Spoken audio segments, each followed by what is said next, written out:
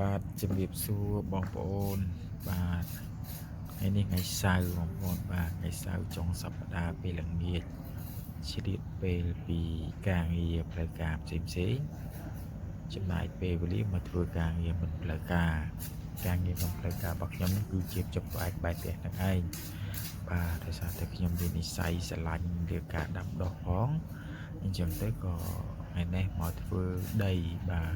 ធ្វើដីលបាយដីឲ្យម៉ត់ដើម្បីបដិបនៅកូនខណ្ឌទឿពូជខណ្ឌចិនណាបងប្អូនបាទហើយខ្ញុំក៏ជាអ្នកលក់កពូជដែរអញ្ចឹងខ្ញុំយកមកកញ្ចប់មកយកមកដាំពូជខណ្ឌទឿនឹងហើយលបាយដីនេះតាមពិតទៅវាម៉ត់ស្រាប់ហើយដោយសារតែខ្ញុំកាប់ហើយហាលចោលអញ្ចឹងទៅនៅពេលដែលខ្ញុំចង់បដោះគឺខ្ញុំមកធ្វើតិចតួចយកកូនចប់ជីករបស់ខ្ញុំកកាយតិចតួចច្បាច់ដីម៉ត់រោយនៅគ្រាប់ពូជពីលើទៅជាការស្រេចបងប្អូនបាទហើយបងប្អូនមើលទៅខាងគៀន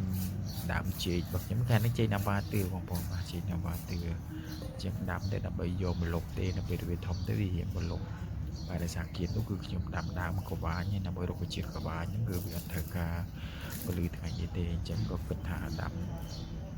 ចេកណាំវ៉ាទឿទៅដើម្បីបានលុបផងនេះខ្ញុំរោយចាប់ដើមរោយគាត់ពូជខ្ញុំបដៃលុបដីបាទលុបដីលបាយវាស្ដើងជាងទៅហើយយើងយកទឹកមកប្រោះវាទៅបងប្អូនបាទទីទៀតបាទខ្ញុំយកមកប្រោះអញ្ចឹងណាហើយដល់នេះខ្ញុំក៏ងើបទៅ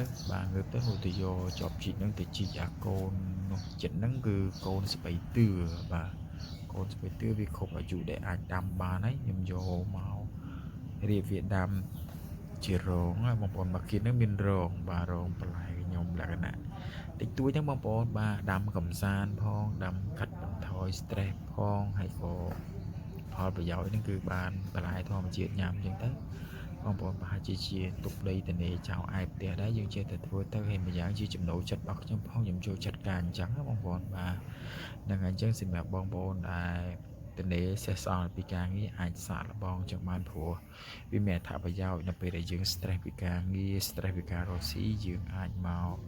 បន្ធូរអារម្មណ៍ជាមួយនឹងការដាំដុះអញ្ចឹងក៏វាមួយយ៉ាងដែរប៉ុន្តែបងប្អូនមួយចំនួនគាត់ចូលចិត្តទៅហាត់ប្រាណឬក៏ទៅញ៉ាំ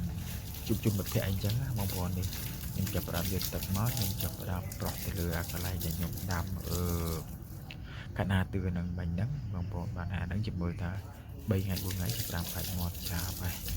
បាទហ្នឹងហើយបងប្អូនអញ្ចឹងមានតែប៉ុណ្្នឹងសម្រាប់ល្ងាចថ្ងៃសៅរ៍ថ្ងៃចប់សម្រាប់របស់ខ្ញុំគឺខ្ញុំកន្លះម៉ោង1ម៉ោងនេះខ្ញុំផ្នែកពេលរឿងអស់ហ្នឹង